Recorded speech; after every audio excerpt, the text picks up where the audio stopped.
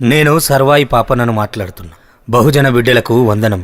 400 ఏళ్ల క్రితం నేను అణచివేతకు వ్యతిరేకంగా అధికారమే లక్ష్యంగా దళిత బహుజన సైన్యాన్ని ఏర్పాటు చేసి అనేక కోటలు స్వాధీనం చేసుకుని కిలా షాపూర్తో మొదలుపెట్టి చివరకు గోల్కొండ కిలను కూడా స్వాధీనం చేసుకున్నాను. రాజ్యాధికారం సాధించాను. అప్పుడు నా దగ్గర డబ్బులు లేవు. కేవలం నా గుండె ధైర్యం, మొండి పట్టుదల తప్ప. నా స్ఫూర్తితో ఇప్పుడు గ్రామాన విగ్రహం పెడుతున్నారు. కానీ నా స్ఫూర్తిని, నా ఉద్దేశాన్ని మీరు పాటిస్తున్నారా? ఒక్కసారి ఆలోచించండి. మొదట నా విగ్రహం పెట్టాలంటేనో, లేదా మన కులదైవం రేణుకా ఎల్లమ్మ గుడి కట్టాలంటేనో, లేదా కంఠమహేశ్వరుడి గుడి కట్టాలంటేనో అది మన ఐక్యతకు నిదర్శనంగా ఉండాలి. కానీ కేవలం ఒక తంతుగా మాత్రం ఉండొద్దు. రెండోది, విగ్రహానికో లేదా గుడికో చేతనైతే తలా ఒక చెయ్యి వేసి పెట్టండి లేదా కట్టండి.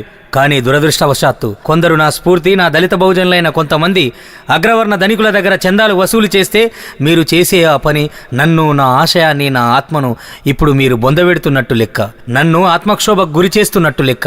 ఒక్కసారి ఆలోచించండి. అగ్రవర్ణాలు ప్రతి గ్రామంలో అధికారం వల్ల వచ్చిన సంపద ఉంది. మీరు విగ్రహానికో లేదా గుడికో వాళ్ళ దగ్గర ఎంగిలి మెతుకులకు ఆశపడితే, మొత్తం కులాన్ని తాకట్టు పెడితే మీరు రాజ్యాధికారం ఎలా సాధిస్తారు? ఎప్పటికీ ఆర్థికంగా ఎదుగుతారు?